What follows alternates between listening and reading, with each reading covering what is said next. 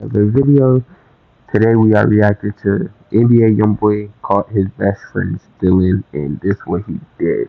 We're gonna react to it, so let's jump into it. I hope y'all enjoy this video. Tell y'all this shit, cause this shit really been fucking with me, really been eating me up. I ain't never stiff from none of my partners, bro. What happens when your closest homie, the one who helped you build your empire from nothing, allegedly steals $70,000 from you and then claims you were too high to remember giving it to them? This is the wild story that's got the entire hip-hop world divided right now, and it involves NBA YoungBoy and his former Day One partner, BBG Baby Joe. We're talking about a friendship that started in the trenches of Baton Rouge, built a multi-million-dollar movement, and then crashed and burned over what might be the most controversial theft accusation in rap history. But here's the twist that nobody saw coming. Baby Joe just dropped a bombshell explanation that's got everyone questioning everything they thought they knew about this situation. And by the end of this video, you're gonna understand exactly why this drama is way deeper than just missing money, and how it reveals the dark side of loyalty in the music industry. So stick around until the end, because I'm about to break down the real tea behind this whole mess, including the shocking details Baby Joe revealed about what really happened that night, and why he's now basically begging YoungBoy to take him back while watching millions slip through his fingers. Trust me, this story is crazier than anything you've seen on social media. Let me paint the picture for y'all real quick. BBG, Baby Joe, and NBA, YoungBoy, been tight since way back, growing up in the same streets of Baton Rouge, Louisiana. We talking about real Day One type energy here. These dudes was grinding together when YoungBoy was just a young wild boy trying to make it out the trenches. Baby Joe wasn't just some hanger-on or clout chaser. Nah fam, he was in the studio with YoungBoy from early on, helping craft that sound that would eventually take them both out the hood. They was building that whole BBG movement from the ground up, brick by brick, song by song. You could see their chemistry in the old videos and collaborations. When they was on tracks together, that brotherhood was evident. Baby Joe had his own flow, his own style, but it complemented YoungBoy's energy perfectly. They wasn't competing with each other, they was elevating each other. The BBG brand became something bigger than just music. It represented that Baton Rouge street mentality, that loyalty, that ride or die attitude that both of them embodied. Baby Joe was part of that core group that helped establish what BBG meant to the culture. But y'all know how this story goes in hip-hop. Money changes everything, and when the stakes get higher, sometimes the people closest to you become the ones who hurt you the most. Success can be a blessing and a curse, especially when it comes to testing relationships that was built in struggle. Here's where things get spicy, and this is the part that got everybody talking. Word on the street is that NBA YoungBoy accused Baby Joe of stealing $70,000 from him. $70,000, fam. That ain't no small change we talking about here. That's life-changing money for most people. There was a situation that took place on social media that I want to see if you could clear up for everybody, man. Because people were saying, now this is rumor, this ain't me, they were saying that you had allegedly taken $70K from NBA YoungBoy somehow. Some I holler at my brother about when he come home type. Just some, some in-house shit. Okay, now why would people think that you had taken $70K from NBA YoungBoy? Shit, he had said in the song. Now, the way this whole thing came to light was wild. YoungBoy didn't just call Baby Joe up and handle it privately like you might expect from day ones who been through everything together.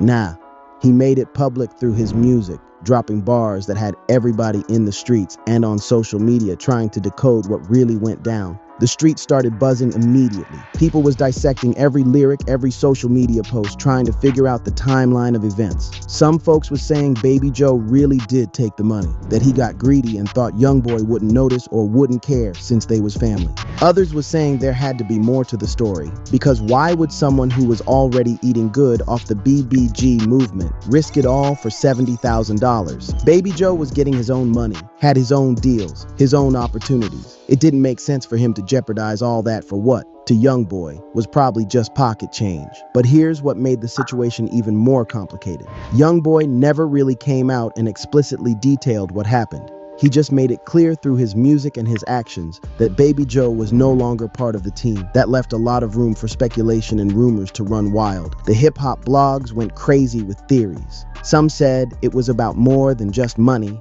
that there was jealousy involved, or that Baby Joe had been moving funny for a while. Others suggested that maybe Baby Joe was getting too comfortable, taking liberties that crossed the line. For the longest time, Baby Joe stayed quiet about the whole situation.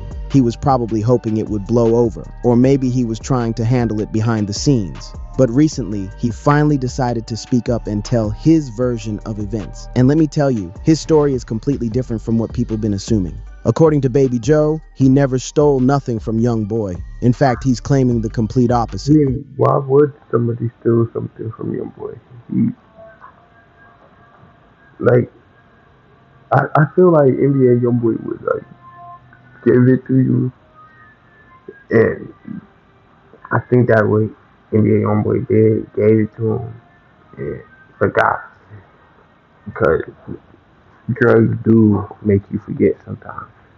That YoungBoy gave him the money but was so intoxicated at the time that he forgot about it later.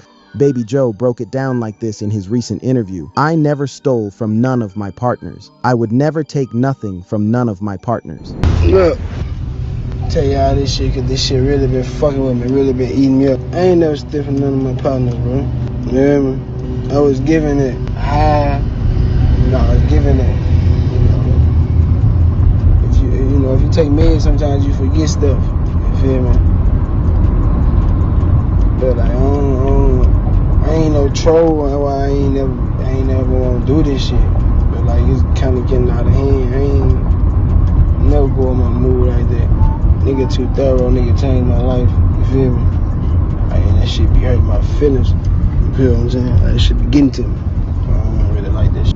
It could have been a situation where it was given to me and forgotten because Cash might have been not in the right state or right state of mind at the time. That's a heavy accusation to make, suggesting that YoungBoy's substance use might have played a role in this whole misunderstanding. Baby Joe was real emotional talking about this situation. You could see it in his face, hear it in his voice. This ain't just about money for him. This about his reputation, his name in the streets, and most importantly, his relationship with someone he considered a brother. He went on to explain that when YoungBoy sobered up and saw the money was gone, he automatically assumed Baby Joe took it without permission. But from Baby Joe's perspective, he was just holding money that was given to him fair and square. The problem is, when someone's under the influence, their memory ain't always reliable. So now you got two different versions of the same event and no way to really prove what happened unless there was witnesses or video footage. I counted $2.5 million in the house, y'all. 2.5 million cash money.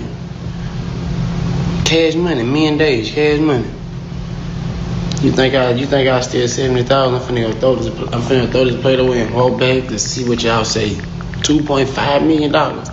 If you steal $1, you still gonna be a thief. $2.5 million I counted. So I only took 70. Y'all think of that and make that make sense to me, brother. I'm finna go dump this plate.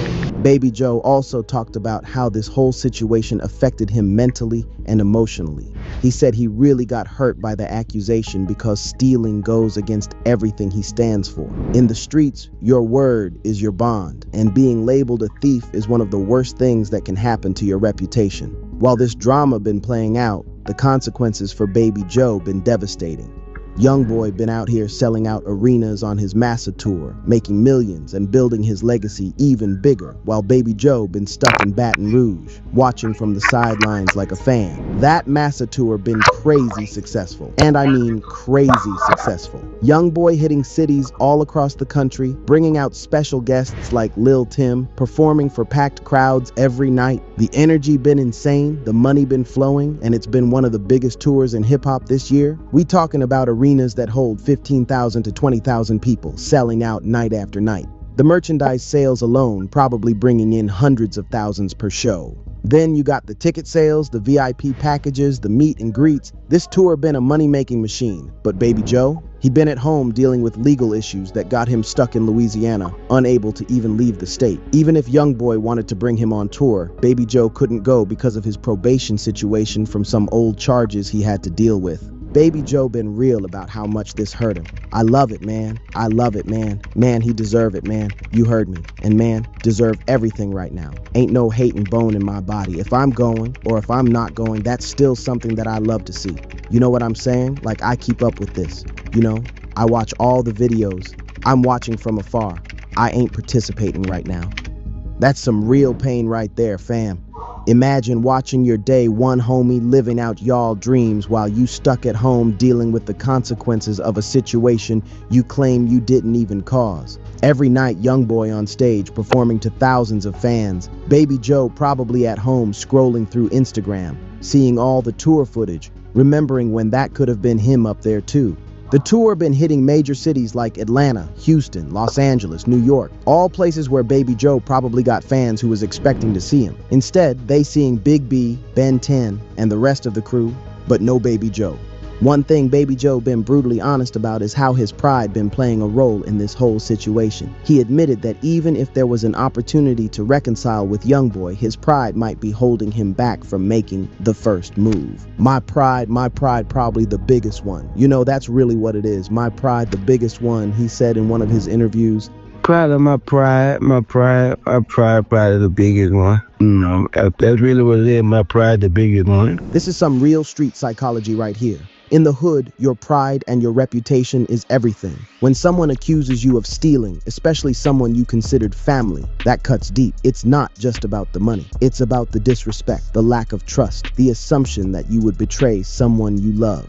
Baby Joe explained that he could pull up on YoungBoy face to face and they could talk, but right now he's just feeling hurt and letting the situation be what it is. He's not pushing the issue, not trying to force a reconciliation, just letting YoungBoy do his thing while he figures out his own path. I'm feeling hurt, brother. You feel what I'm saying? So right now, I'm just letting it be. I'm just letting it be what it be. You know what I'm saying? I ain't really pushing the issue like that. That hurt is real, and you can hear it in his voice when he talks about the situation. This ain't just business for him. This was family. When family turns on you, especially publicly, that pain hits different than regular beef or industry politics. While YoungBoy been getting richer and more successful, Baby Joe's situation been looking completely different. He's back in the hood, dealing with the same streets that both him and YoungBoy was trying to escape from in the first place. Baby Joe been honest about his current situation.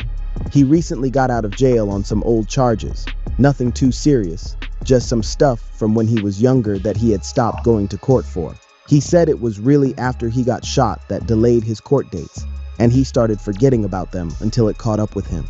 Now he's trying to get his music career back on track, but it ain't easy when you don't have that machine behind you anymore. When you don't have that BBG support system that helped launch his career in the first place, everything becomes 10 times harder. He's been working on new music, trying to build his own label called Waboo Records, and attempting to create his own path in the industry. He's got plans for 2 new projects, one called All on Me and another called Open Book. The titles alone tell you where his head at. He's ready to take full responsibility for his situation and be completely transparent about everything he's been through. But let's be real. Going from being part of one of the hottest crews in hip-hop to trying to make it as an independent artist is a major adjustment. When you was part of BBG, you had built-in promotion, built-in features, built-in everything. Now Baby Joe got to build all that from scratch. The financial struggle is real too. While he won't get into specifics about his money situation, you can read between the lines. He's not living that tour life anymore, not getting those BBG checks, not part of that YoungBoy money machine that's been generating millions. He mentioned getting a nice, sizable check recently, but when asked about it, he played it smart. Never let a person know what's in your pockets, man. That's street wisdom right there. But it also suggests that whatever money he got, he's being careful with it because he knows it might have to last him a while. Some people been saying that Baby